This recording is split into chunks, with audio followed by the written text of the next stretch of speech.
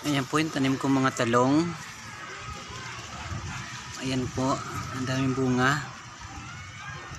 So din po, so bilangin natin ang bunga nito. 1, 2, 3, 4,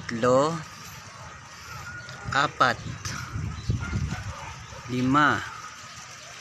6, 7, medyo nalanta na yung 8, tapos ayun pa yung isa, 9. So sa isang puno is 9 yung possible na bunga niya, no? Ayan, ito pa yung isa,